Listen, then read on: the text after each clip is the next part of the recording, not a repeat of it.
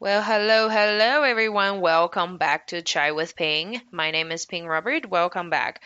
Today we have a a different format because I am getting interviewed. Indah Gunawan is an author for her book in process, and then she will be featuring stories from international students. And then I decided to join her project, and then she interviewed me with some questions and it's really fun to listen. We had so much fun talking about food in terms of culture, habits, and just like how do we compare home food and the food that we get in the States. And we are recording two episodes. The first one is me being interviewed, and the second one is I have some questions for Inda. So stay tuned. Welcome to Chai with Ping. This is Ping Robert, and in this podcast, we will cover a range of different topics from culture, languages, and underrepresented stories. Join me with a cup of chai and listen to these stories. Okay, so are we just jumping straight into this? Oh, totally. Okay, all right. So this chapter is about food, right? Something that is a very, very prominent part of our lives growing up, and even like until today, no matter where we go, it's an important part of our everyday lives, basically. And the first question that I have here for you is to describe the taste of home. What does home taste like? So I'm a Taiwanese. My mom's side family are from the north of China. So then we eat a lot of noodles because of that influence.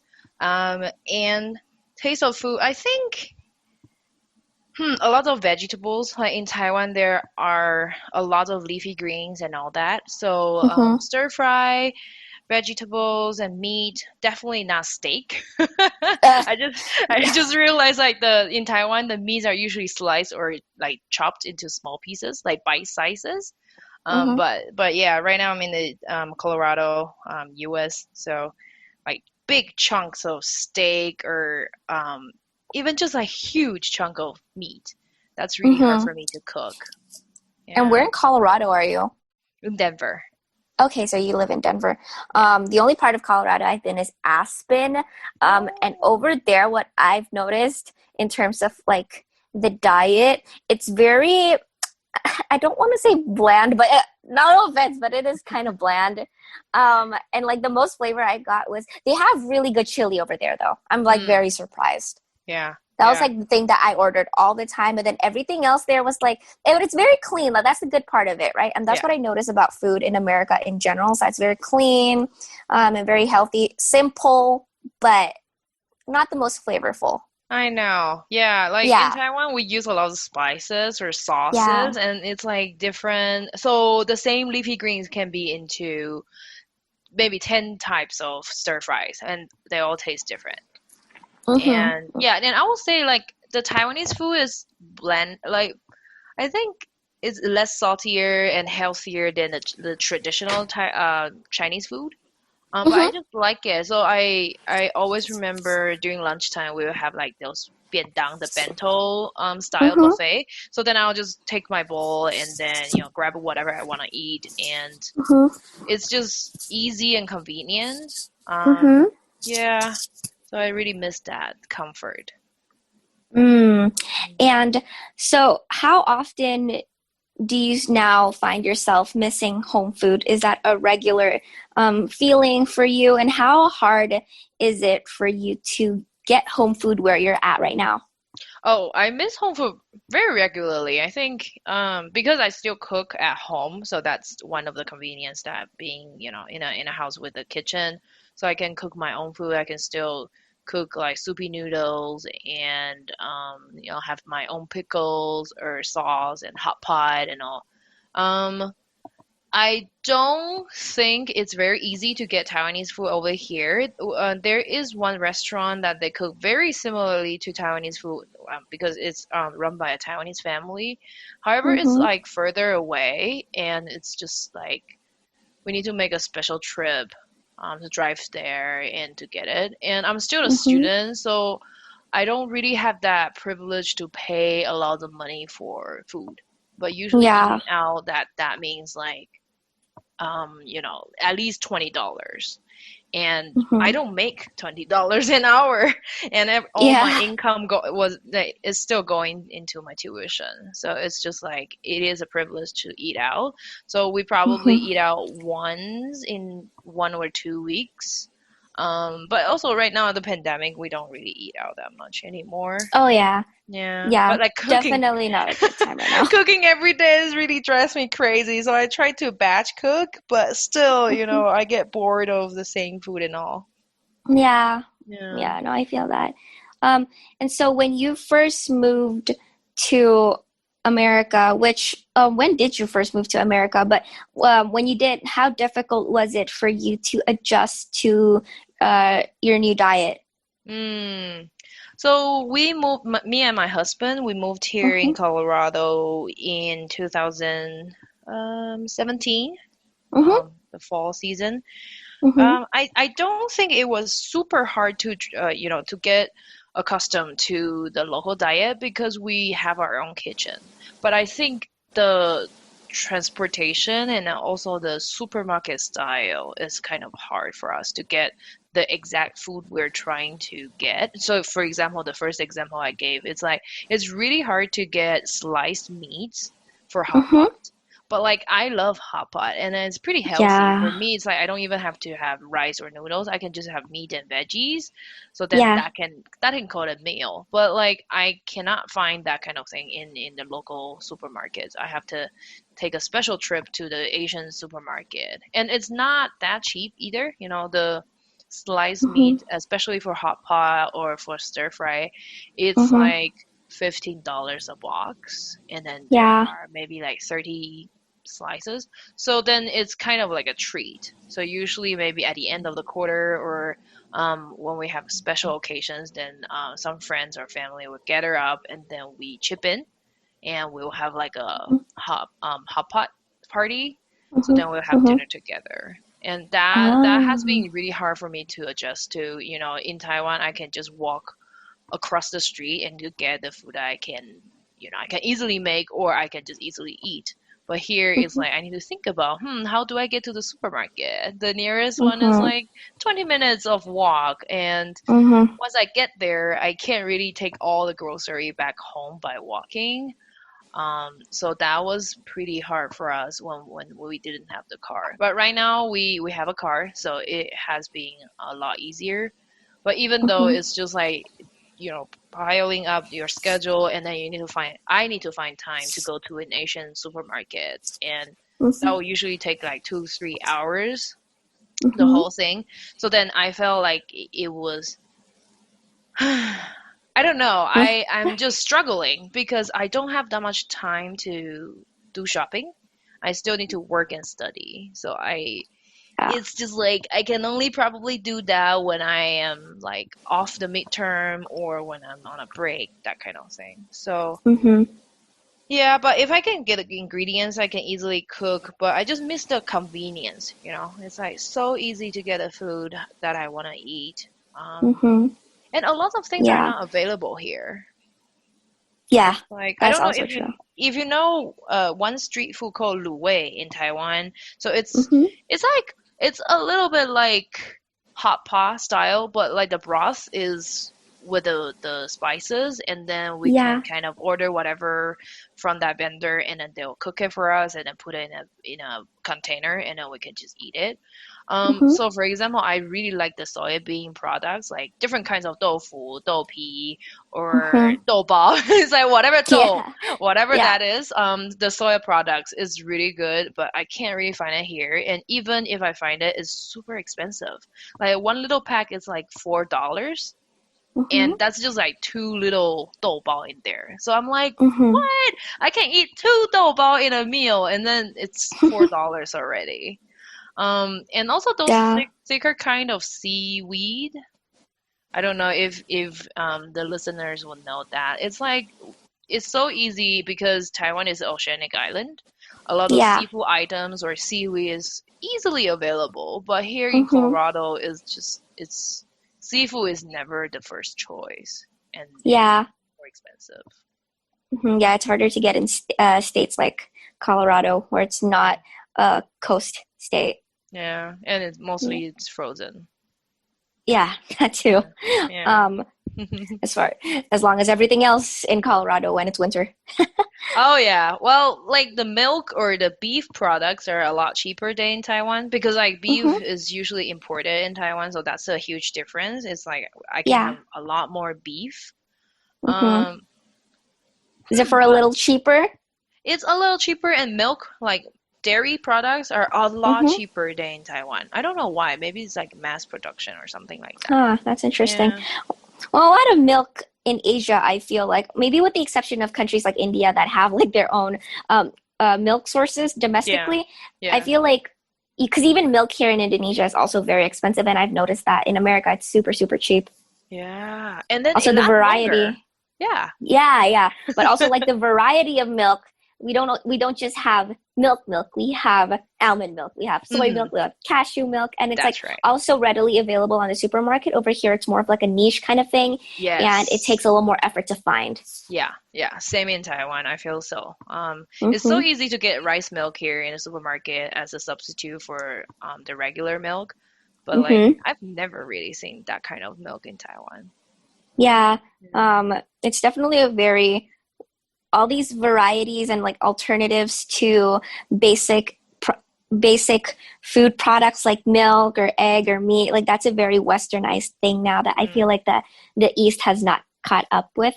yeah. um and so about your husband, if you don't mind me asking, so was he also from Taiwan, and so what was the move like for him in terms of adjusting his diet? Was it also Oh, difficult?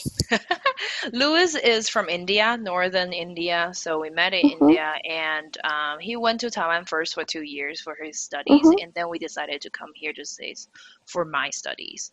Oh, Mm, it's hard. It's yeah. totally dependent on my cooking or his own cooking. He hasn't found a good Indian restaurant, even though like Indian food is so widely accepted in the US, Yeah. but he just hasn't found a good like home food style taste Mm-hmm. of the restaurant. So we kept trying, by the limited budget that we keep trying. But right now he can cook. So he before getting married, he couldn't cook at all, not even meat pie. And then slowly he was learning, and then he made his own chai. So now whenever guests will come, that he will show off by making chai. Mm-hmm. Mm-hmm. And he couldn't cook meat or just like nothing, right? So then he learned how to cook the dal, the lentils, and Mm-hmm. also I think he cooked very good beef and lamb. So, Mm-hmm. but like he doesn't really have that much time, and then he usually takes a lot longer than how I cook my food. So then his cooking is usually on a special occasion or when he's weeks off and all that. Got it. Or when there is a special potluck to, with our friends or guests are coming, then he will cook. So then he Mm. definitely miss his own food.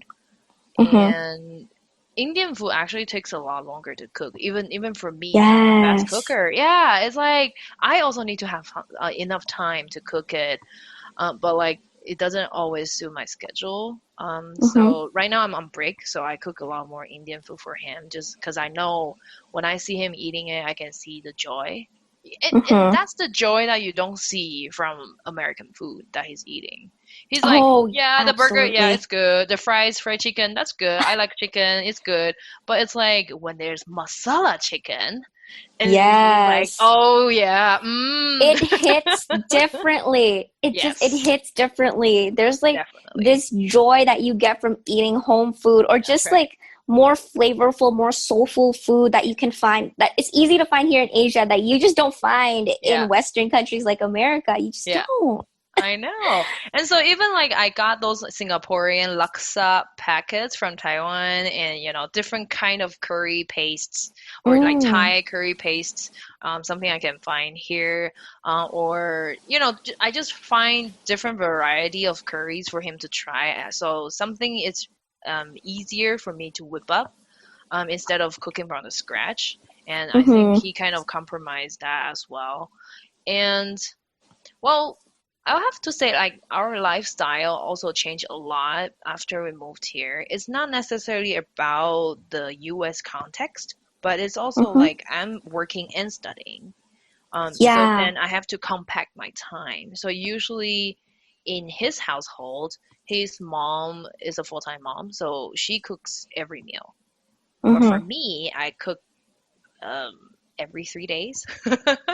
So Uh-huh. then it's like we're reheating the same meal, right? So I'll Mm-hmm. mix up something with the rice or something with the bread, something with the noodles. So then for him it's a huge adjustment because he's not used to eat that well, they call leftover or Mm-hmm. overnight meals, that kind of thing.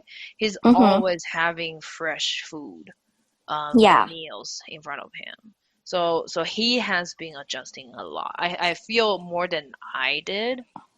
Mm-hmm. Yeah, and yeah, it's adding another layer to Yeah. moving to the US because we're from different cultures, different cuisines. Yeah.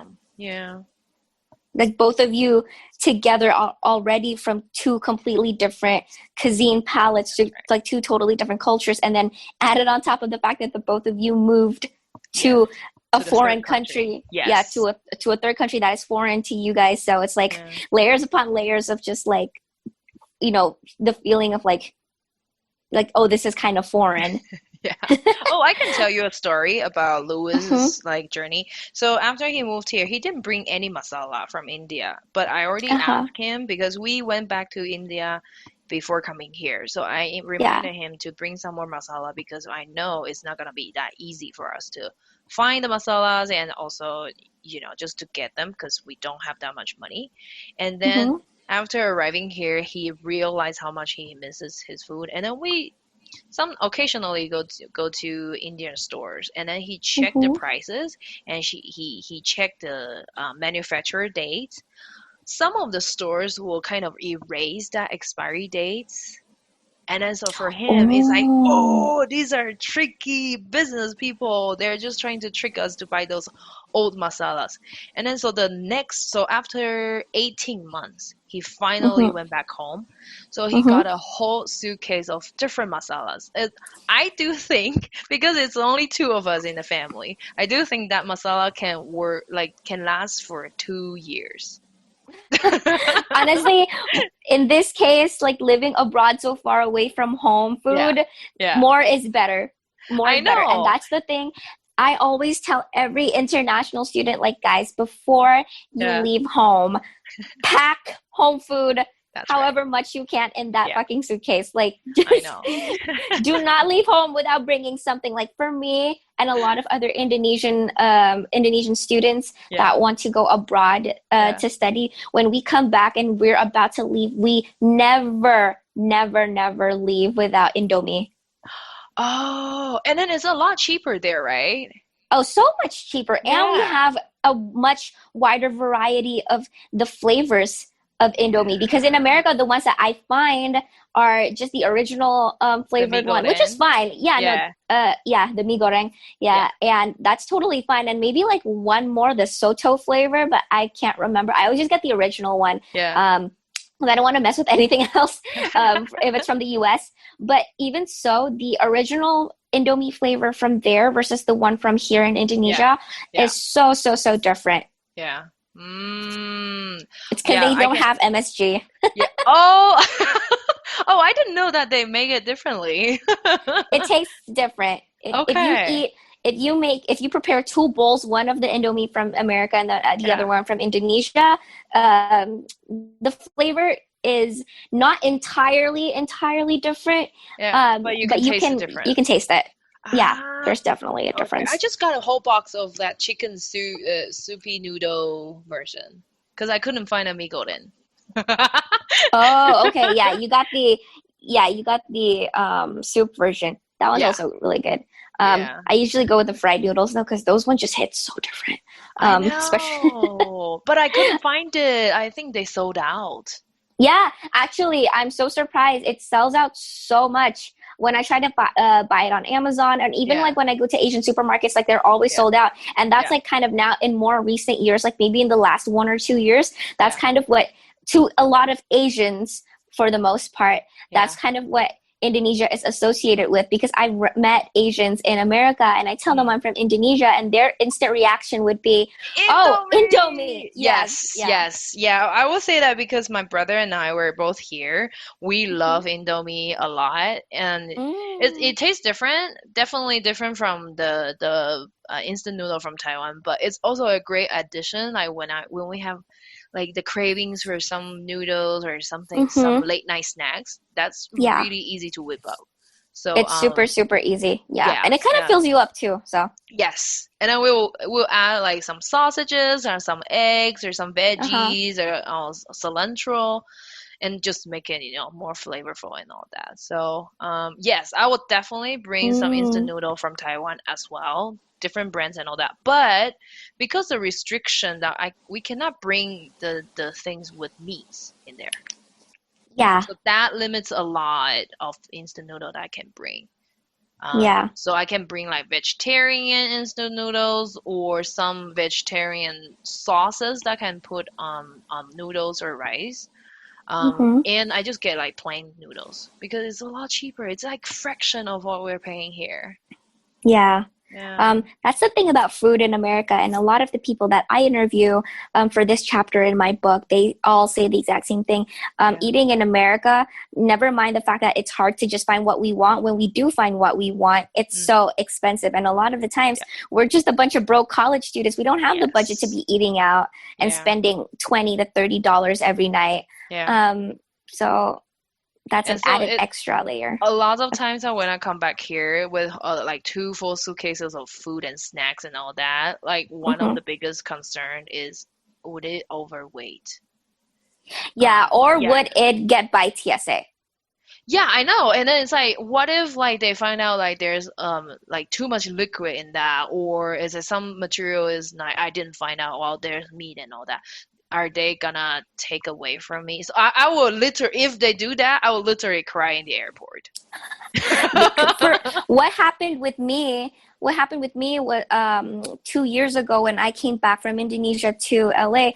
I Yeah. actually I got detained for 2 hours because of the food that I brought. And I didn't, at first, I didn't know what it was. And I was panicking. I thought that maybe they found something that's dangerous. Like, what if someone like inserted drugs into, those Yeah. horror stories, like when Yeah, yeah, like yeah, your yeah. mom tells you about Hmm, people hmm. like sabotaging other people and like inserting drugs into your luggage or whatever. And I thought that was what was Yeah. happening to me. And then turns out it was because of the food. And I did not know that my mom had actually put in fruits into my suitcase, because fruits are not allowed to go by and like you'd have to Yeah. declare them.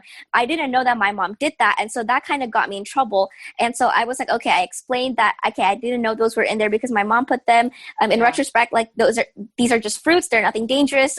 Could you let me go? And they started inspecting all of my other food items that I brought. And they actually Oh. confiscated nearly half of everything. Oh, Dan. You Yeah. must be sad. I mean, Oh, I that's was not happy that day. devastating. Yeah, that I Yeah. was not happy. Um, yeah, Wow. Yeah, but so that that's why happened I to was so me at careful. LAX. Yeah, yeah, yeah, Yes. yeah.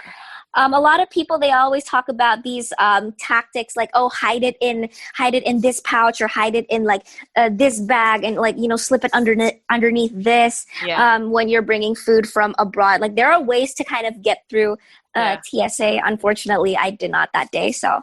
Yeah, I know. So my relatives live in Australia, and they're also very strict. So like Mhm. when I see them packing, and then they will label everything with English on it, because not every Taiwanese products will have English on it.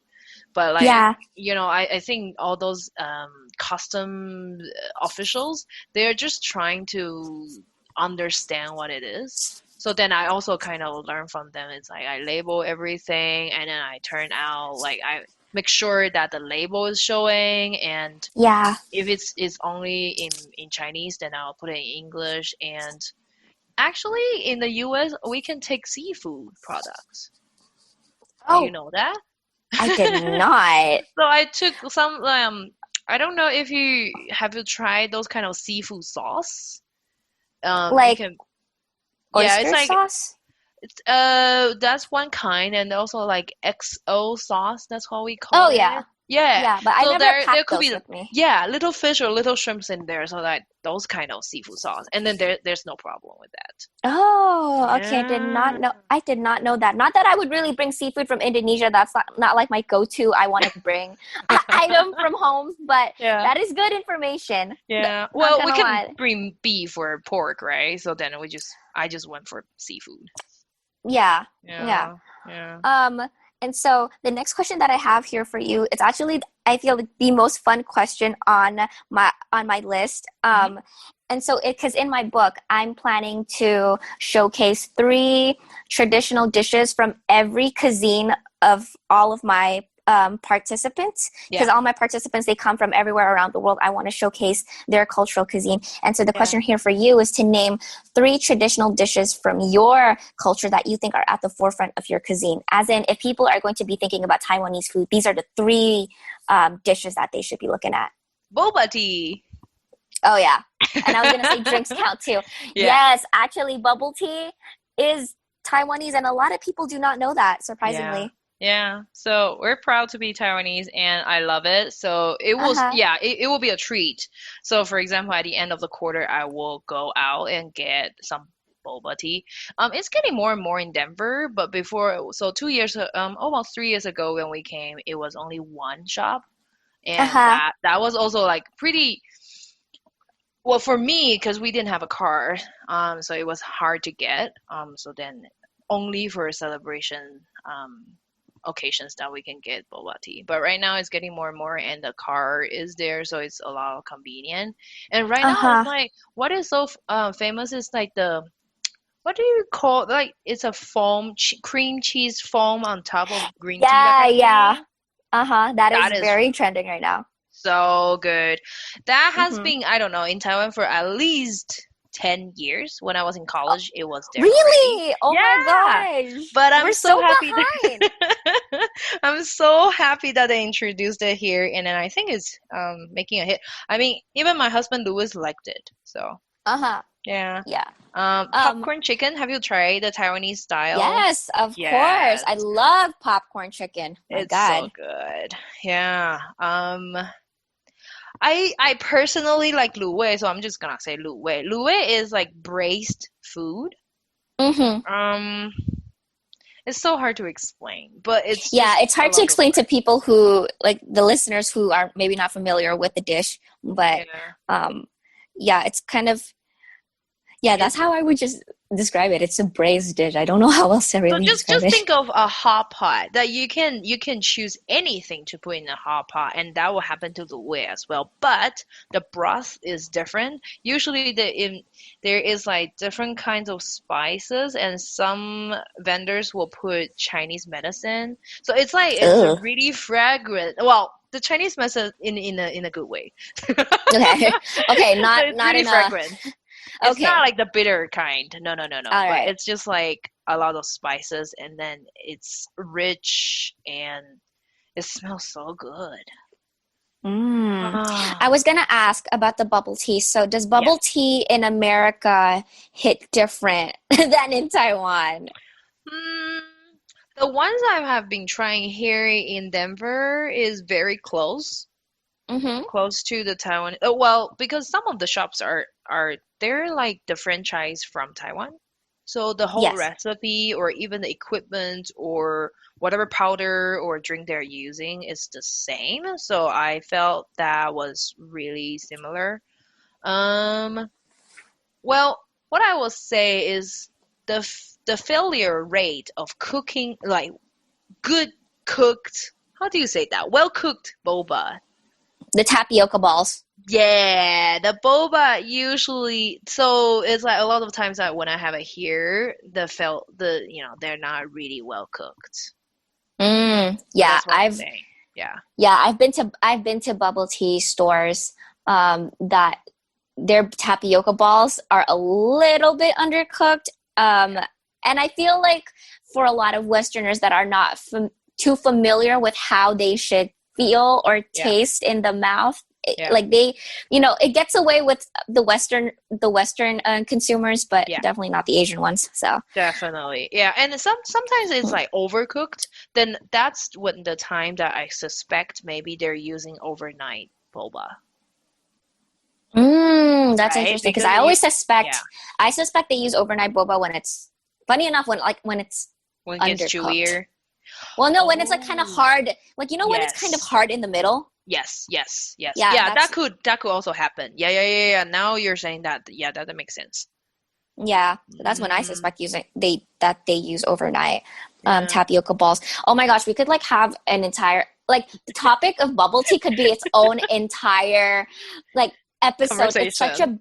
It's such a big phenomena in like the Asian American community. I'm sure you're familiar with that. Yes. There was even this girl I saw, she wrote her thesis Yeah. on how the Asian American identity pretty much revolves around like bubble tea gives Asian Americans a sense of identity. Like she wrote a thesis about that. Whoa, okay. Well, I can Yeah, it's agree. Yeah, because whenever I go into a bubble tea shop, they are mostly Asians. yeah, Or like almost or always. like Americans with Asians. Yes. Yes. It's usually Always. not like white people, Latinx or black people Mhm. going on their own. Usually it's like a Asian community taking some new friends to the shop. Yeah. Yeah. Yeah. That's what I've noticed as well. Because my Yeah. white friends or my black friends or my Latino friends, they are not going to get bubble tea just on their own. They're always going to have like me cut tag along. Maybe because like Yes. I feel like sometimes it's because they know that whenever they go there, it's all Asians, so they don't want to be the only white person or the only black person or the Ah. only Latino person. Yeah, And yeah, so they yeah, yeah, always yeah. drag an Asian friend with them. Yeah, yeah, yeah. Ah. Yeah. I will say Americans are really open to Chinese food. Oh, Because I lived in definitely. India for 3 years, so they're Hmm. not as open as here. I feel like it's because in India, I think it's kind of widely known that Chinese dishes you typically use a lot of beef for And the meat pork. Yeah, yeah, yeah, and pork, which pork is more okay. Like with India's majority Hindu, and so yeah, pork is still more okay yeah, than yeah, beef. But even so, a lot of Indians are vegetarian. yeah. So That's right. yeah, that's Yeah. a Oh, bit I of an miss the issue. vegetarian food in Taiwan. Ah, Have you tried yeah, those kind of vegetarian food? I mean, the Taiwanese like. vegetarian food is so different from American vegan or vegetarian meals. Yeah, it is very different. But when I think of Chinese or Taiwanese or even Cantonese vegetarian food, I just think of all the sautéed vegetable dishes, and I just eat Yeah, that with rice, and it's so simple, yeah, but it's so good. yes. I think That's the what I variety think. actually makes it up. Hmm. Here, if I eat salad, not that I don't like salad, but I just feel a little pathetic.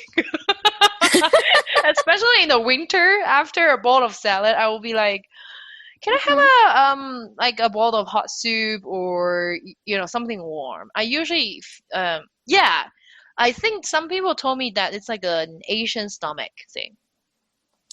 I feel it is because a lot of my Asian participants that I've interviewed, they say Yeah, the exact same thing where they're not used to having gone from Asia, from the yeah, east to the west, they're not used to not having soup accompany their mm, dish, and which their dish is usually rice because that's what we yeah, eat a lot in this yes, side of the world, right? And yes, over there in the west, whenever you have soup is the only thing that you're eating, and it's huge, and yeah. but unfortunately, sometimes not even like there's not even that much into it, like. What's that soup? The one that I always see in Western restaurants? Is it like French onion soup or something? Oh yeah, yeah, yeah, yeah. You know Something what I mean? like very But it's thick, like it's very thick, and but it's just the soup creamy. itself. Yeah, It's just yeah. the soup itself. There's no meat, there's no vegetable thrown in there, which is also like the big contrast from what we're used to. Yes. And I do enjoy the clear soup. So it's like I have friends telling me like, why is the Taiwanese or Chinese soup always clear that you can see what is in there? And Hmm. vice versa, Oh. that's true. Like American soup, usually they're pureed. Yeah. And they are so like for example, French onion soup. It's very creamy. They probably add cream or butter and all that to make it creamy, but it's Hmm. just very for me it's very Western. When I taste that Yes. butter in a soup, I'm like, eh. I'll probably Yeah, go we're back not to the chicken soup. yeah, we're not used to all Yeah, that butter in the soup. yeah. The butter feels like, Yeah. in some ways, it feels like breakfast for me. It's like we put butter on our bread. I mean, yeah, typically like when I stay in a hotel, it's like in the Yeah, morning if I don't have that big of an appetite. Yeah, usually like in Western hotels, I usually gravitate more towards the soups. Actually, that's yeah, true. yeah, Yeah. yeah. I feel like to answer your friend's question about like Mm, why we like our soups that way is because like we want something that's going to accompany our rice, and rice in yeah, itself is already yeah. thick. We don't want something thicker. Can you imagine eating like corn cheese soup or French onion soup with rice? Oh my God. It's so hot, Oh and my then we can't even God. finish the whole meal. Oh my gosh, like that would just be like it, just the Yeah, rice with the soup, like yeah. that, a soup that thick. Oh my God. Yeah. Well, I think that's the difference. That's also so I served in the restaurant for a little bit as well, and I think that's Yeah, a huge difference. Americans will order ice water even during snowy days. In Colorado, 6 months of the out of the year is snowy. It's that's very cold. interesting. And they come in and it's like water with ice. And I'm like, okay. Yeah, they So do like their cold drinks. I've noticed that about Americans, but yeah, and I don't know if maybe this is specific to like specific regionalities of yeah. America, which we'll get more which we'll get more into. But I don't know if it's to do with where you are in America. But from my end, what I've noticed is that Americans, when they eat, they always have that one particular soda drink that's like it's Yes. their drink, and they always have to have it with every meal. I've noticed that Hmm. from every single one of my white and black American friends. And then if they're college kids, they're poor, they will definitely have icy water. Oh And yeah. Yeah. I'm like, I feel cold for you. And Yeah, then, because mhm. yeah, the Chinese students or international students come in. So I used to work in this ramen place. Yeah. So that's the interesting part. It's like Asian students will probably drink the soup out of the ramen. But Yeah. a lot of white people, especially white, I'm not being a racist or something, but that's my Yeah. observation. They will Hmm. leave the soup, they just eat whatever is in the soup, and then they keep drinking their soda or Yes. water. Mm. I literally I went to this really famous ramen place in Los Angeles. Like if you're in the Los Angeles area, you will know this restaurant called Sujita in Okay. Sawtell. It is massively popular. Like the line will take forever just to eat there, and Yeah. it's so good. I went there with a white local Californian classmate of mine, and just everything from the way that I slurp my noodles to the way that I drink my soup, she was looking at me like I was crazy. Yep, they don't know why we're drinking the soup. But I'm That and like, she why are asked you for a not? fork. That and she asked for a fork in the restaurant, and I was like, "Oh, Well, good God, girl." it's okay. I am happy when they Hmm. step into the restaurant. That means Of they're still course, yeah. open to try it, and then they're just admitting that they cannot use chopsticks, and that's Yeah. fine. And some And people that's are really kind. totally fine. Yeah, Yeah, yeah, yeah, that's totally fine because, like, especially like knowing like her upbringing, like she's the typical like white, born and raised in California. yeah, Like she's not gonna be using chopsticks on the reg, so I get yeah, that. yeah, And it's better than some of the reactions that I've gotten from some white Westerner friends, even the ones that have lived here in Indonesia, which is like the most ironic part of it, where yeah, they are just completely like, no, I do not want to try that. I'm yeah. scared to try it. Oh, Like they need to prepare to mm, try something that is out of their comfort zone, whereas I feel like Asians were kind of more, I feel like because Asians we're very intercontinental, and so we're used yeah. to trying food.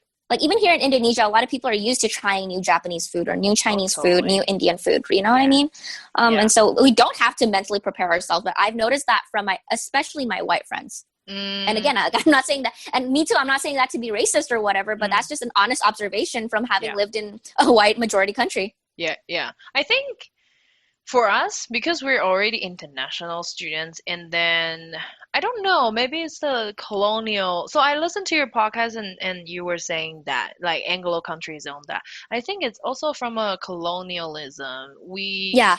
I tend to be more humble to try Mm-hmm. different foods and then to admit that I don't know.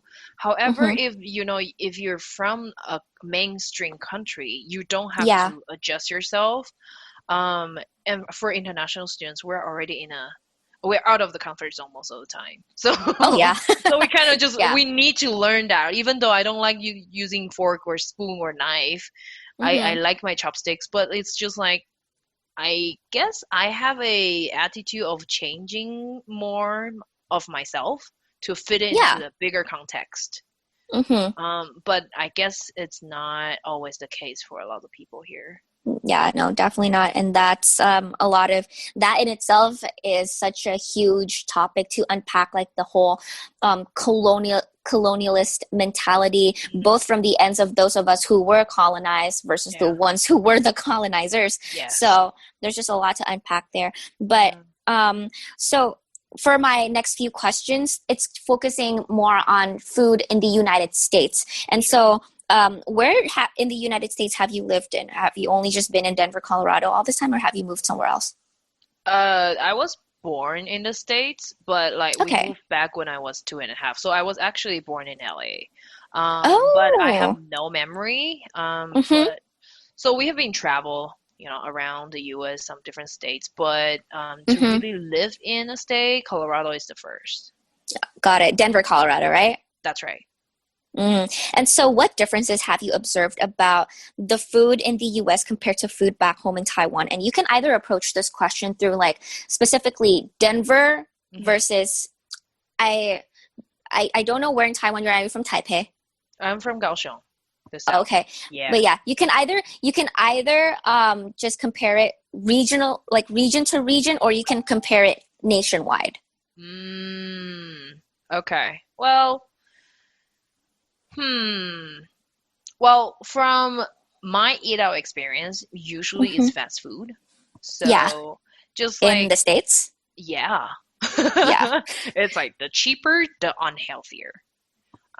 Oh So yeah. yeah, so if, for example, Taco Bell, McDonald's, Wendy's, KFC, Hmm. well, KFC is not even a mainstream right now. Hmm. But it's just like those foods they taste great, but you also know they're not as healthy as maybe like a steak or salad or, a proper Hmm. meal. Uh-huh. However, it's very affordable. I mean, Yes. spending $10 and in Wendy's, I can get 50 chicken nuggets. But Yeah. $10 in a restaurant, I can probably get a sandwich or just a plain salad. Hmm. So that is a huge contrast comparing to Taiwanese food. It is a very low cost for area for takeout food or even dining. But here, I don't know. Is it because the social like structure and all that? Like we need to tip and there's service Hmm. tax and different kind of tax and then tip on tip. I don't know. It's like Uh-huh. whatever takes human labor, it gets Hmm. more expensive. However, in Yeah. Asia or well, I can only talk about in Taiwan and India because that's the two countries I've lived in. It's Hmm. so much cheaper.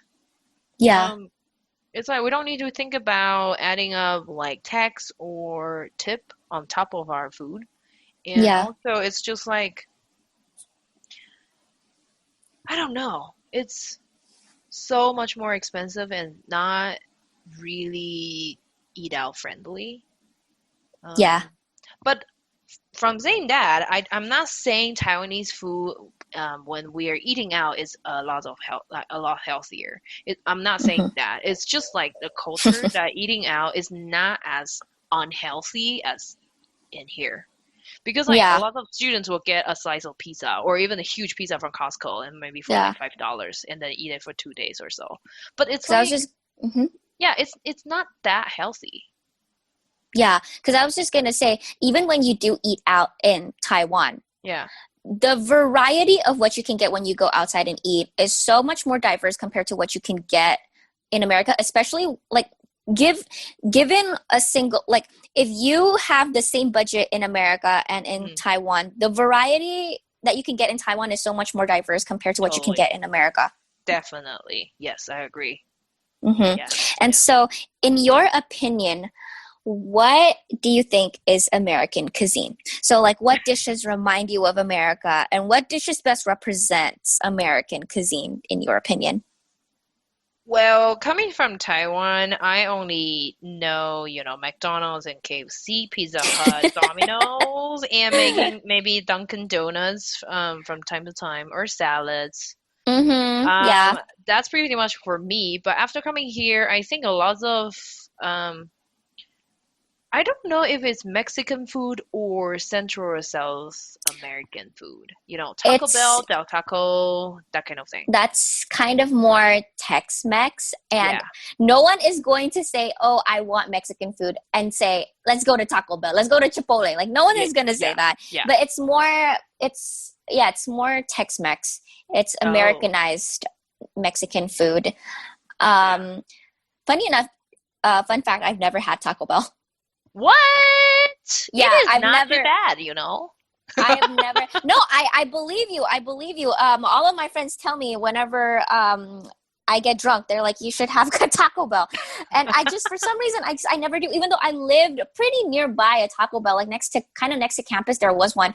Mm, It's just, it never crossed my mind to have Taco Bell. And so all 4 years, that's actually the thing about me. Very quick little fun fact, like 4 years of living in America, I've never eaten KFC there. I've okay. never had Taco Bell.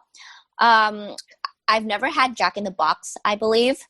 Um, but everything else, I feel like I've had McDonald's. I've never actually sat in the McDonald's place, but Yeah. I've went through the drive-through, or I've like ordered Mm, food with my friends. yeah. I've had Chipotle. I've had Chick-fil-A. Yeah. That's really it. I've Fast food is like the last thing. Like if I would have to be starving in the middle of the streets, probably for you to make me eat fast food. Like I've had to like hit rock bottom or just really drunk to eat fast food.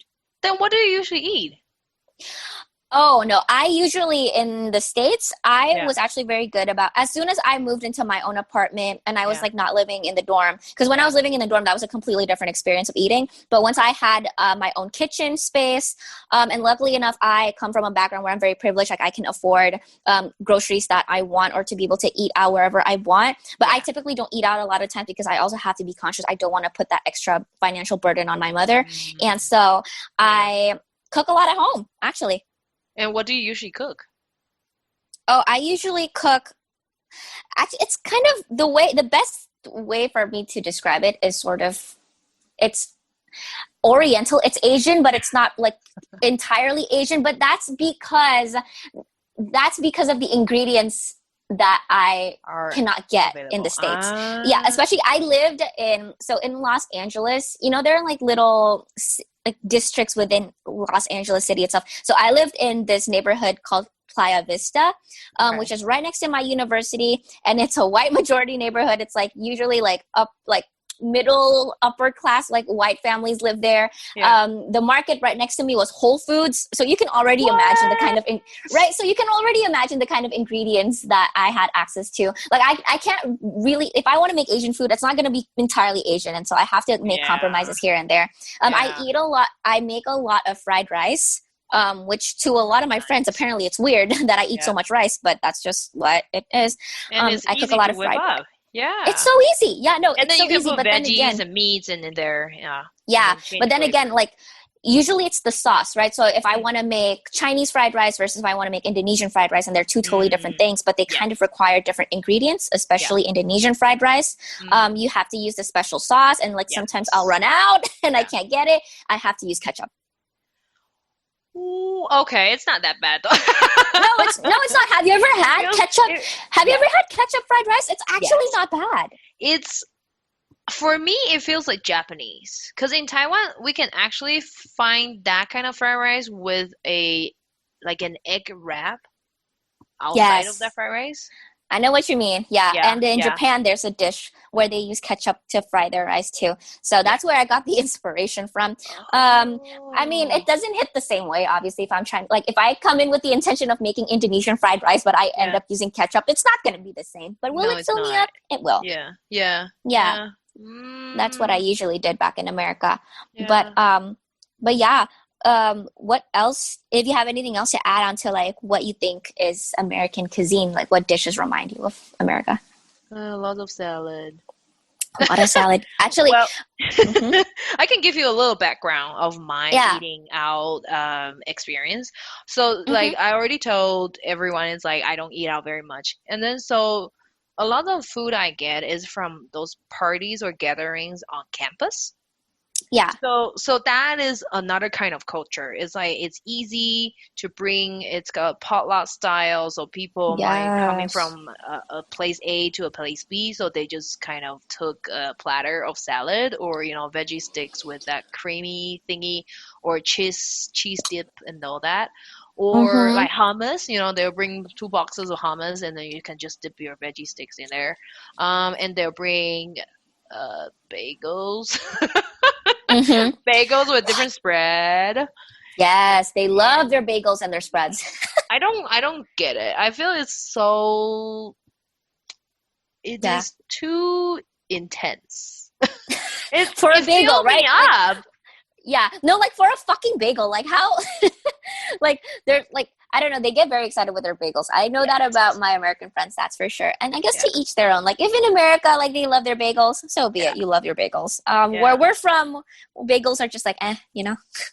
Yeah, it's just for me it's bread. It's just like not even a very impressive bread, but bagel for me is bread. Oh, and they love their Yeah. pizzas. They I do, they do. I Yeah. don't understand because it's so salty and it tastes so similar. Mhm. I don't know. I'm not trying to say that I cannot adjust to that. It's just like if I Mhm. have a choice, I wouldn't go for pizzas. Yeah. No, because when I think about it, when I'm in the States, I don't eat pizza that often. I'm not a picky eater. I'll eat anything, but I'm a very healthy eater. I'm very Mm. conscious of like what I'm putting into my body. And Hmm. so barely ever eat pizza.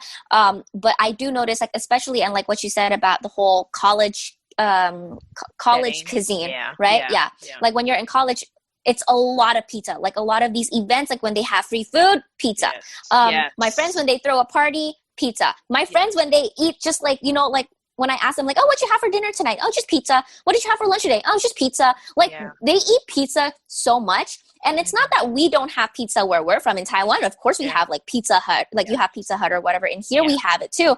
But it's one of those foods that it's for a special occasion. We don't have it nearly every day. That's right. That's right. And sandwiches, subs and sandwiches. Yeah. It's cold. Well, I think pizza has a bad reputation for me because usually they are served cold. Like when I get to the Really? party, the pizza is already cold, so it Oh never yeah. tastes great. Yeah. There are Um, also some people that actually specifically like their pizzas cold. eeh. Ugh. I know. Cold pizzas I are know. greasy. They're not, well, I don't know about greasy, but they're hard. But some of my friends actually like that. Like they like I cold think I pizza. They heard prefer that. it cold Yes. over hot. And then they will fold it, and then eat it like that. Yes. Yeah. So, Yeah, they well, do that. I can eat it, but it's just I don't love it. I mean, I Yeah. also make my own pizza at home, and that tastes Mm-hmm. a lot better. Yeah. So I Well, get because it like both. yeah, you can cater it to Yes. your you can cater it to your palate, which I Yeah. feel like pizza in America, it doesn't cater to a lot of standard Asian palates. No, it doesn't. Yeah. It's Yeah. yeah. So Too it's much okay. cheese. I mean, yeah. Well, I like cheese though, but I it's do like so cheese, but it's salty. so much. Yeah. And it's salty. Yeah, Yeah. a lot of Oh yeah, salt. I love the cheese in the States. Seriously, the variety is just crazy. And Oh, I that can is I true. can try year round every day one cheese kind. I can still go on and on after 1 year. It's just Yes. so much. And Yes, it's actually, that's like the affordable. thing that I miss. That's the thing I miss about Whole Foods, because Whole Foods has a whole cheese, is it cheesery? I don't know if that's the word for it, but like they have a whole cheese area, and Yeah. I could get anything I wanted there. And here in Indonesia, I have to like put in more effort to find cheese. And so a lot of the times too, it doesn't even like, it's not even in the country. And when it is, it's super expensive. So yeah. That's true. And yogurt as well. I mean, the variety of yogurts or cream.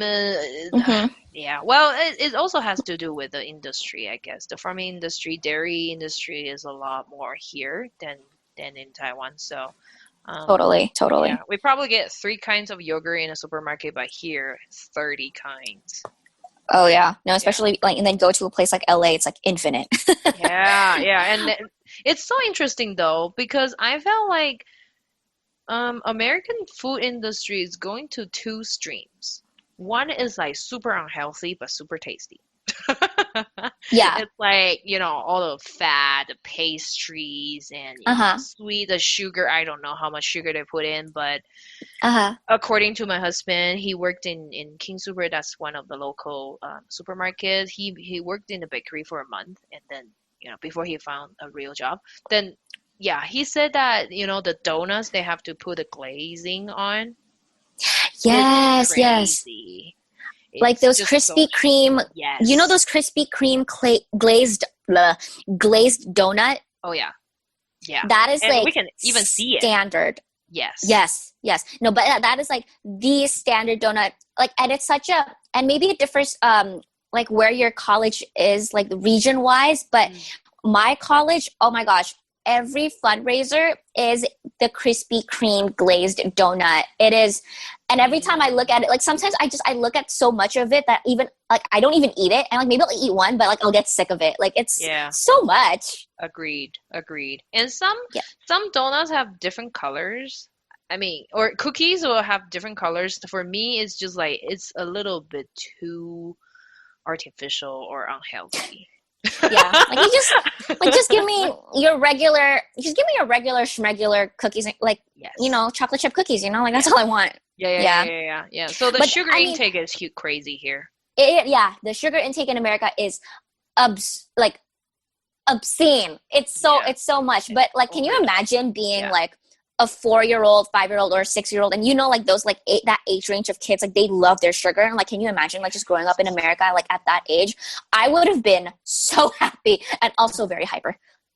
I know. So then, because I'm an educator, I know how much food will impact on kids in their efficiency, concentration, and learning result and all that, or even just their body. They wouldn't tell because they're so small, but like you can tell if they eat well, they have better focus. But if you take a lot of like sodas or I don't know, I get worried about American kids. It's just like you guys are really not eating well.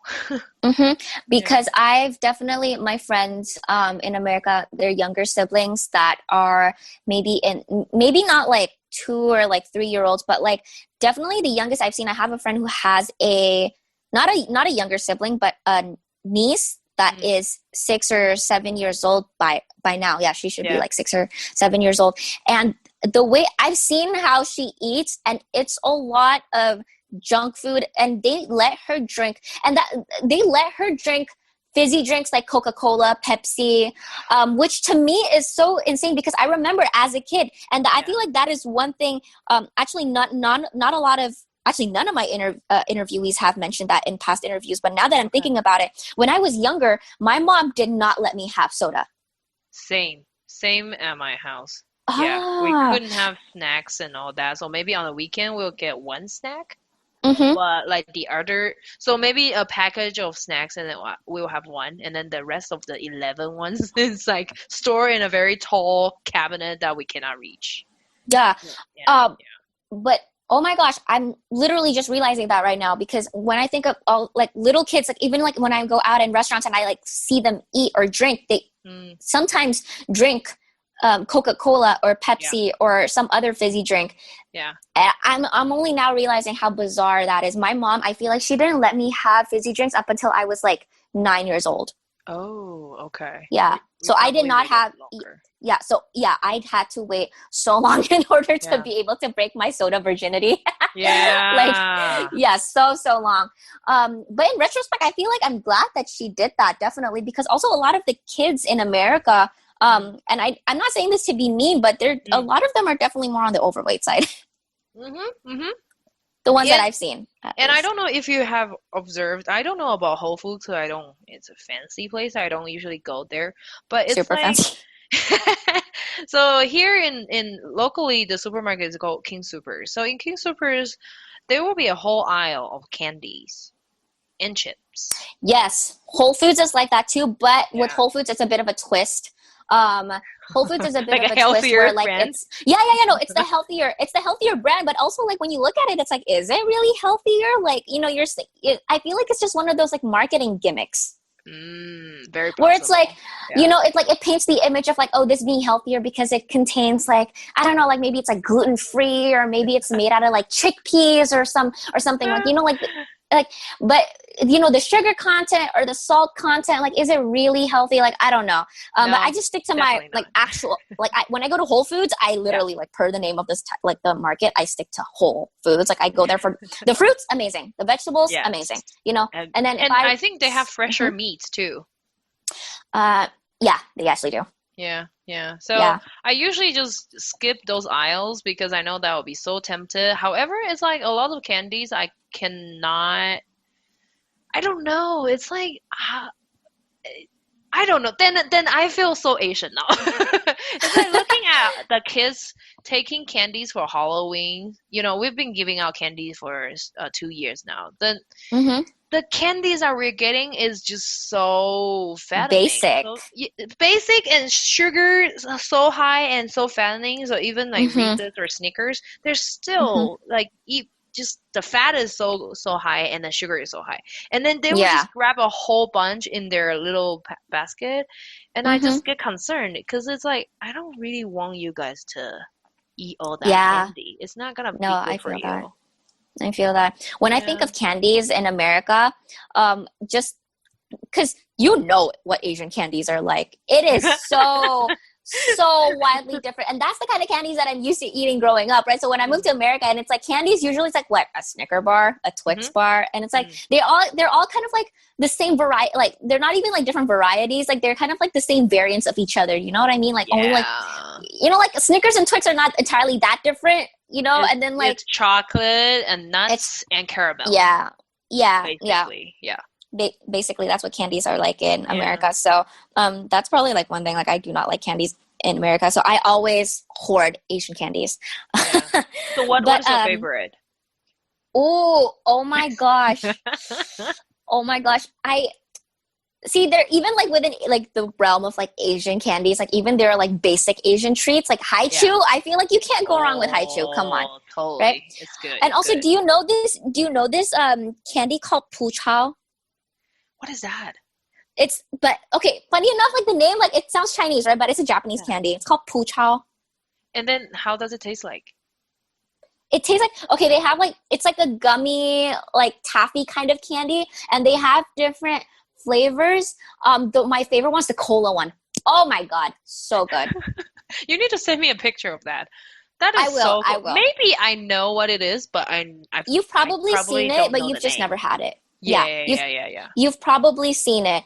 And like at first, and I'm pretty sure it's Japanese. I'm pretty sure, but the name is Puchao, and so I read it and I'm like, is this supposed to be Taiwanese? Like I can like totally imagine this being from Taiwan. But Yeah.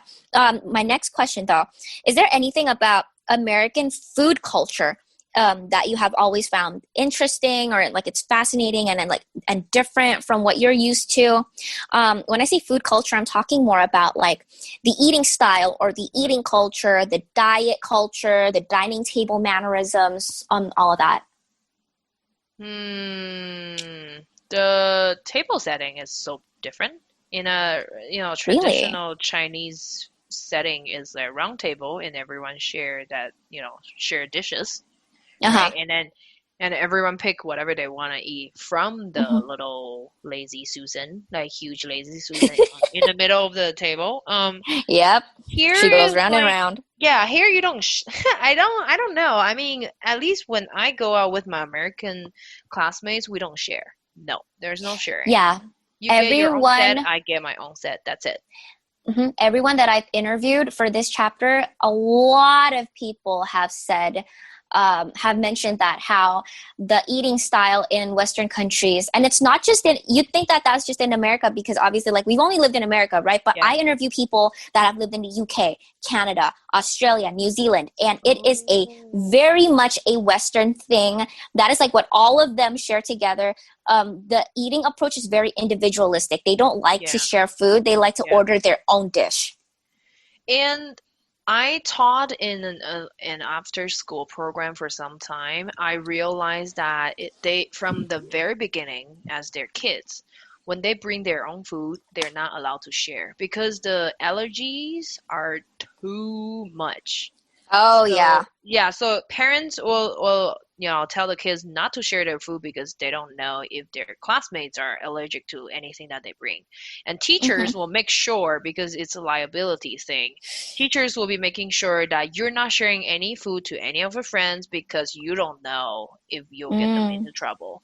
So then I was like watching those like what 3, 4 year olds having snack time, and then they will take out Mhm. their little bento box, and then they want to share, but they're just showing. It's like I'm having this, and then the other one will be like I'm having this. So for me, it's so Oh. different because it's like in Taiwan, everyone is having. So in kindergarten, Hmm. as far as my knowledge goes, everyone is eating pudding for that day. The next day, everyone is eating I don't know, a bun. It's Yeah. like there's no differentiation unless you really have like a serious allergy for peanuts, then you can Hmm. skip that peanut butter. But like Yeah. here is like you need to bring your own food and we're not serving that. But also, like, when you're talking about a school setting, right? Mm, Cafeteria food in America versus mm, everywhere else in the world. Oh my gosh. Because, see, in mm. countries like Taiwan, your cafeteria food is good. Okay, Thank like you. Yes, I do in think so. countries like Taiwan, the food in cafeteria, like, not only is it a lot more healthy, and like they know how to, they know how to present the food in a way that makes it appetizing because it looks good and it's Hmm. neat, and it's like usually it's like very like vibrant and colorful, and like there's a lot of life to it, and Yes. it tastes good. And I don't know if you've ever had cafeteria food in America. I mean, 1 or 2 times. Yeah, but I go to a private university here, so I think they have a better food buffet, I guess. yeah, Yeah. I went What to a about your private experience? university. I went to a private university as well, Yeah. and for us, we were under Sodexo, and a lot of Oh universities yeah. in Yeah, yeah, America yeah, yeah. actually are. Yeah. Yeah, Same so here, we're same here. under Sodexo, and oh gosh, don't even get me started on Sodexo food. It's honestly like it to me. You know Sodexo caters to prisons. I don't. They Okay, do. that's something So new. prison food is also by Sodexo. And and Ooh. ever since I found out about that, and I found out like maybe a year after, like 1 year into my into college, and like someone, my friend told me about that, and I was like, it makes so much sense now, because every Oh. time I'm eating food like from Sodexo in like Yeah, my university cafeteria, I feel yeah. like I'm in prison. I'm like, what is this shit? I'm sorry, but like a lot of like, and oh my gosh, when they cook rice, it's always undercooked, and so the rice is hard. Yeah, yeah, I think so. At my Yeah, yeah, yeah. university, maybe in different universities it's different, but Yeah. in my university, whenever they have rice, I know, like, don't order that because they didn't cook it right. It's gonna like be a little bit hard in the middle. Yeah. Oh, and I think that's how Americans like it. It's they want it a little harder, a little fluffier than They like drier rice. They kind of like, yes. Indian, kind of like what Indian rice The is. basmati rice, yeah. They Yeah, they want kind of like more every drier. piece separate. Yeah. But the Taiwanese rice is like every clump together, and then stickier is better because you can pick it up from your chopsticks. Chopsticks, yeah, Yeah. yeah. I like my Yeah. rice sticky, but my friends in America, funny enough, like, my mom, like, she's flexible. She likes it both ways, but like, Yeah. she prefers her rice like the basmati rice. actually. Oh, Funny enough that okay. that's a her thing. So, Yeah, but yeah. it's yeah. But what was I was gonna say something else just now, The and I can't cafeteria remember. food. Yeah, the cafeteria food. No, but when there was a time in college where I volunteered as a tutor at a local high school nearby my Okay, neighborhood, okay. and I've had the chance to have the cafeteria food over there. And to me, that's interesting, right? Yeah. Because I grew up all my life here in Jakarta, and cafeteria food. I went to a very prestigious private American international school here in Mm-hmm. Jakarta, and Mm-hmm. cafeteria food actually it was good. So I've Okay. had that privilege of having very good cafeteria food. But then again, I went to a different kind of school than everyone else, right? So that's a very just a me thing, or like an private international school thing. Yeah. And so I went to America and I volunteered at this high school, and I had the chance during lunch to have some of their food. Oh my gosh. I actually could not believe what I was looking at. You know how in the movies, like every time like the scene changes to when they're having lunch in the cafeteria and the food just looks so lifeless and disgusting. Oh, And like I'm usually sorry, you will but that, dump a blob of something on a yes, plate. no, yes. And you think that shit just happens in the movies, but it happens in real life too. It's actually accurate. Oh, wow. I And always wonder what blood that mushy thing that they put on the it's mashed plate. What? potato.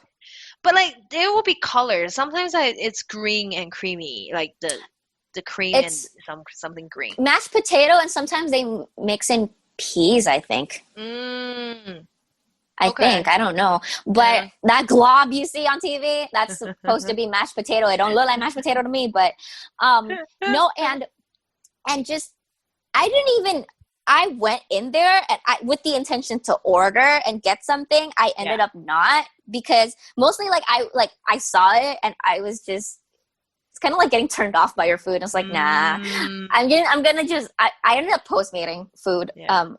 from off campus, because I Yeah. could not eat that. But yeah, actually, and I've interviewed a lot of people that Yeah. have the experience of growing up going to high school in America, and they tell me the exact same thing. How, you Mm, know, what you see in the movies when it comes yeah. to cafeteria food, it's Yeah. accurate. Ah, okay. I think my college actually offers better food. Cause it's a buffet style, and then I actually like it because it's like the salads and the food is fresh. Mm-hmm. But yeah, so I guess I'm privileged in that way as well. Yeah. No, Yeah. it does. Like, definitely, like when you go from the food that they served in high school versus the food that they typically serve at college campuses, it's like Yeah. luxury. Okay. Yeah. But yeah. Mm. Hold on. Next question here. So, have you ever introduced other people to your home cuisine? Yeah, but I'm scared. Why is that? I mean, yeah, I'll probably introduce the easiest, fried rice. Everyone can like it, right? Uh-huh. But I remember I think I brought the green bean soup. It's sweet and it's kind Mm-hmm. of like summery treat in Taiwan. It's a dessert, Yeah. but a lot of people just didn't want to try. Mm-hmm. I guess for them, it's like beans or lentils should be savory. Yeah. But for I was us, thinking you brought some shit like, I don't know, like chou tofu or something. oh no, I would love to though, but it's just like I can't really get it here. Yeah. Oh yeah, I also prepared, for example, the chicken soup noodles, and to American families, Mm-hmm. they are really polite, but I know that they don't like the chicken with bones. Yeah, yeah. They That's the best part, y'all. yeah. That really is the best part. No, but have you ever noticed actually, like a few days ago, I was having this conversation with one of the people that I interviewed for this chapter.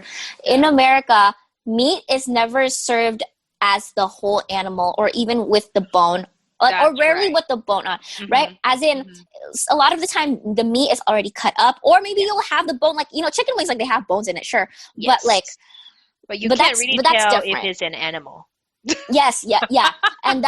And so he was talking to me about how that's part of the reason why Americans they're more okay with wasting food, especially meat, right? Because I feel like here, like in Asia, our parents always tell us, like, if you can't finish your food, just finish the meat at least, right? Yeah. Because it's coming from an animal, and a lot of times, like, we're very cognizant of the fact that the food that is on our plate, it's coming from an animal whose lives that we took.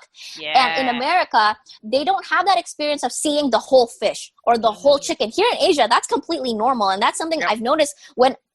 Oh my God, this one time I came back home here and my mom, she made this chicken soup. It had the whole chicken in it. I'm talking the head is still in there.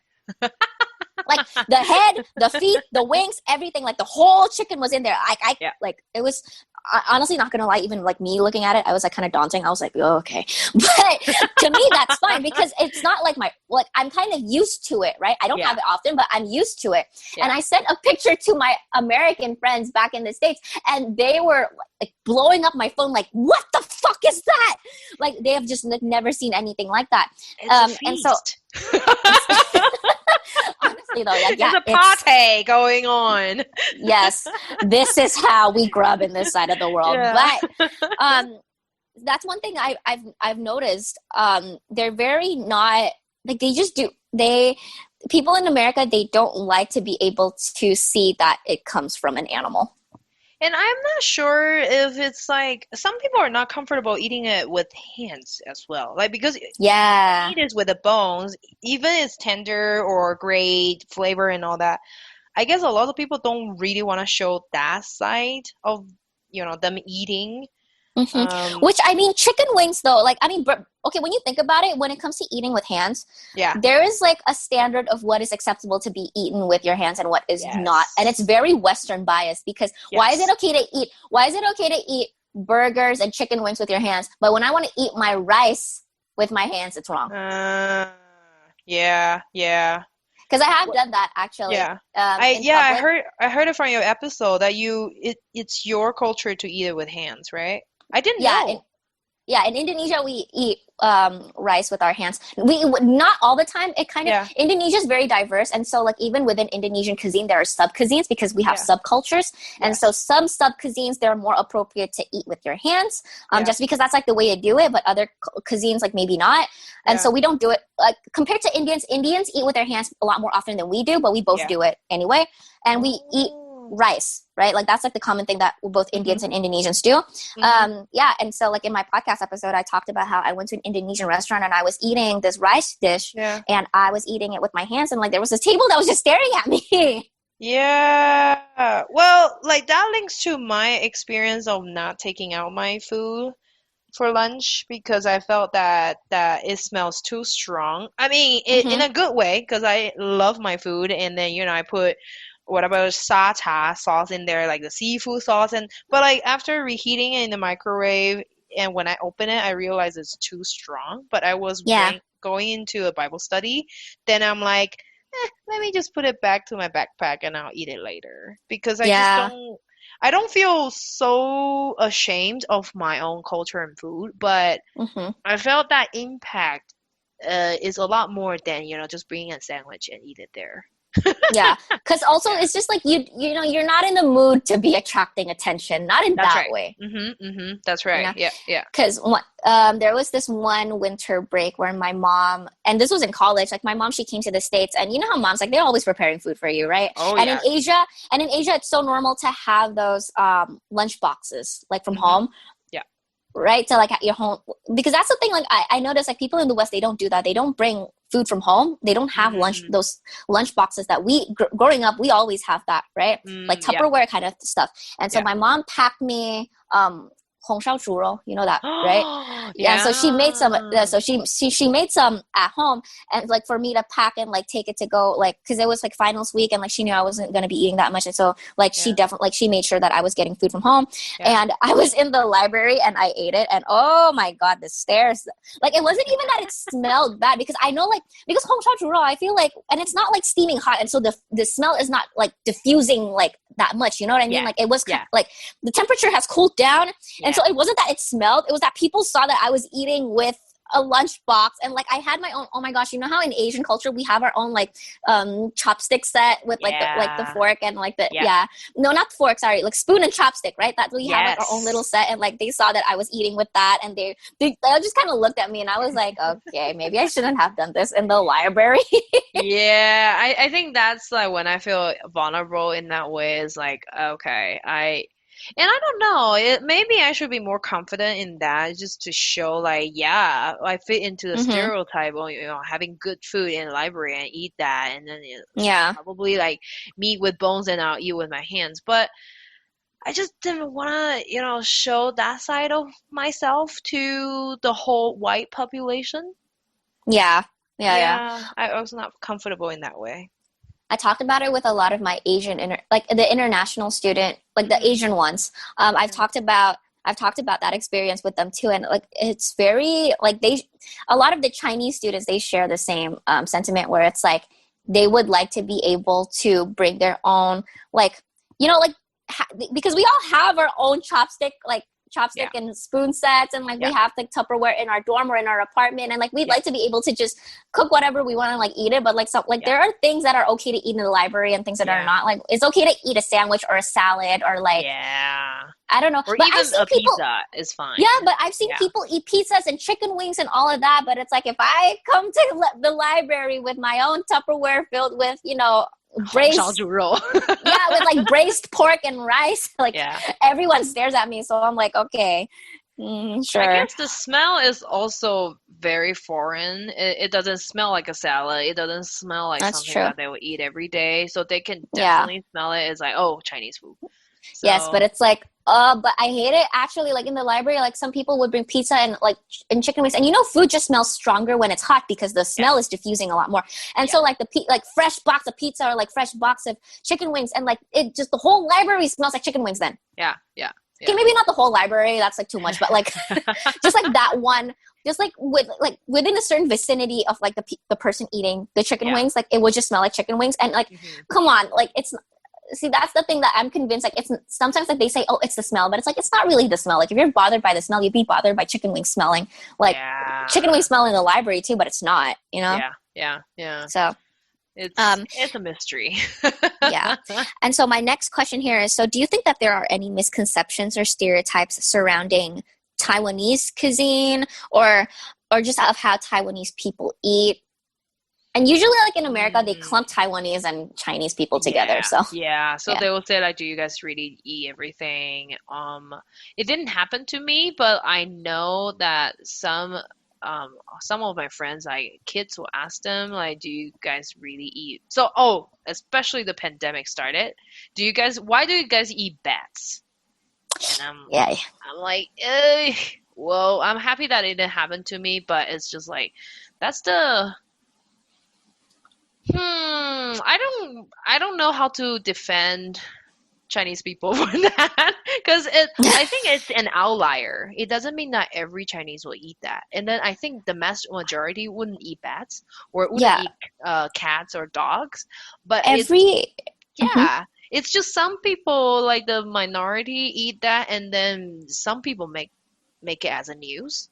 Then the whole world know, and then make it as a stereotype to Chinese people. Every country in the world, they eat something that is exotic. Here in Indonesia, people eat bats. Okay? Oh, okay. But I don't eat bats. Okay, just because I'm Indonesian and I'm from here, it doesn't mean that I eat bats.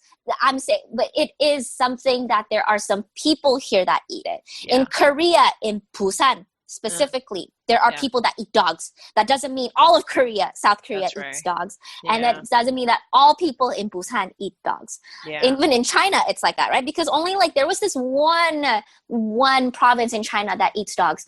They had the whole dog festival. I don't know if you remember which part, but I don't. Do you remember? Okay, I don't it's even fine. know this exists. No, but see, it's like this is not province. even something that we all know in our culture, right? But like people kind of put it on us. Yeah, exactly. Mhm. Yeah, they put it on. Oh my gosh, like I have this one Hong Kong friend, and she was like walking down the streets of downtown LA, like deep within the ass cracks of downtown LA, and she like encountered this like really racist random person, and like told her to like go back to China and everything, and then she was like, oh yeah, I'm funny enough, I'm from Hong Kong, and then the guy was like, yeah, well, yeah, that's China, go back to fucking China, and it's kind of like they just clump everyone together. Yeah. Yeah. Yeah. Like they have that whole attitude. Like it happens with my Taiwanese friends as well. Like they don't realize that Taiwan and Hong Kong are separate, and so like anything that China Uh, does, they attach it to my Hong Kong friends and my Taiwanese friends. I think there's Yeah. one more. It's like we eat a lot of, how do you call those? Like organs of animals, Yeah. which we consider really healthy, and it's scientifically proven it's very healthy. Yeah. Like No, America. livers or something like that. But yeah, I wouldn't bring it up because I know my Yeah, they're friends who gonna be feel freaked out. yeah. They're gonna But be freaked out. it's That's for sure. it's not just us. It's not just Asians. I know that Mexicans eat that too, and Indians also Yeah. eat livers. But it's like Mhm. probably only livers and all that. But it's just not widely known. Mhm. But if I said I'm Taiwanese and they kind of just jump into the Chinese cuisine mindset, um, Mhm. yeah. And let me think. Yeah, I think the whole animal thing we already talked about that. A lot of Yeah. restaurants or even like the Asian market, they can see the whole animal and they kind of have that negative connotation to what we eat. Mhm. Um, no, Yeah. I don't. Yeah, I don't think I stayed long enough here to know how people think. Mhm. Yeah. Mhm. Because for me, it's very interesting. Because for me, and it comes with being, I don't know what, it comes with being an immigrant, Yeah. right? Because my ethnic background is Chinese, because my Yeah. family is from China. It's just Yeah. that I'm born and raised in Indonesia, so I'm Indonesian. Got And it. so it really, people usually like when they look at me, because I have like my face is Chinese, right? Mm-hmm. And so unless I tell them I'm Indonesian, they always just think I'm Chinese, or they think I'm Vietnamese or Japanese, right? But then it's like they Mm. always ask, are you Chinese? And I just, to keep it short, right, I just say yeah. And like, so when I say that I'm Chinese, it comes with its own group of stereotypes and assumptions versus when I say I'm Indonesian. And I find that very, very interesting. When I say I'm Yeah. Chinese, and I don't know if you get this, but their immediate assumption, unless they're being super fucking racist and they ask me if I eat dogs, which by the way, I don't, I have a dog. I would never do that. Yeah. But unless they ask that, the other most common thing when I say I'm Chinese, oh, so you like your food really spicy. What? Yeah. Okay. Wow. Okay. I didn't think about that because like Taiwanese food is not that spicy, No, and then the Taiwanese food is southern not food is spicy. not. Yeah. Or because my dad's side is Cantonese, it's not Yeah, spicy at all. Cantonese food is also not spicy. My mom used to live in Hong Kong, and so like food in Mm. Hong Kong is more like it plays a lot with a lot of garlic and like salt and all that, but like not Hmm. spicy.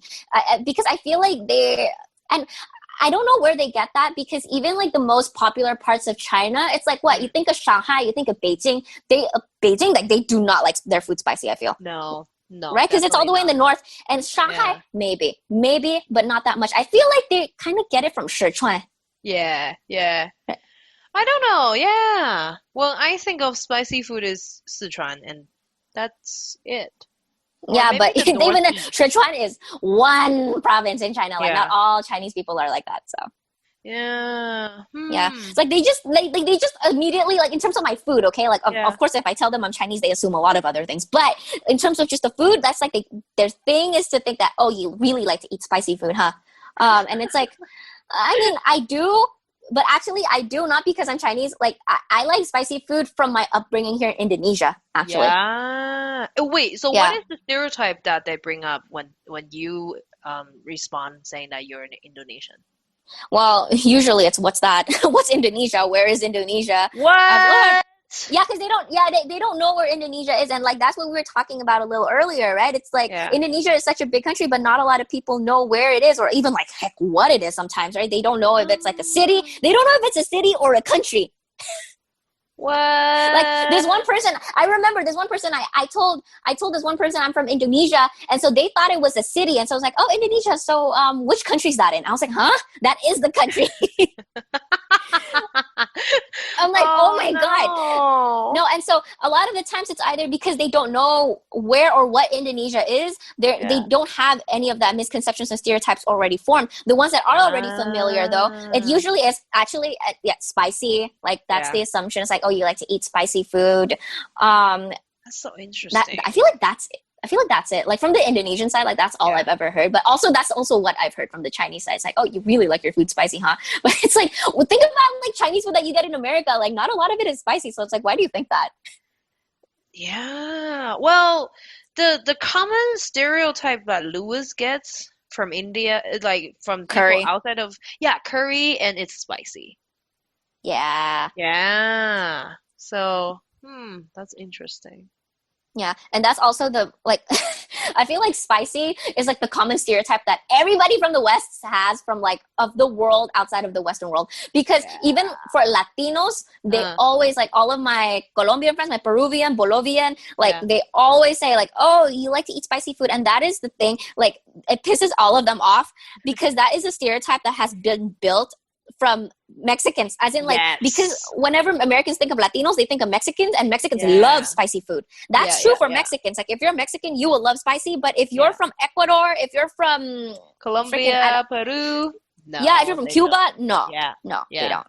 That's true. Yeah, I agree. Yeah. I heard about this and it's very interesting. Mm-hmm. Yeah. Yeah. In terms of my specific questions from my end, I'm done. So you can ask me your questions now.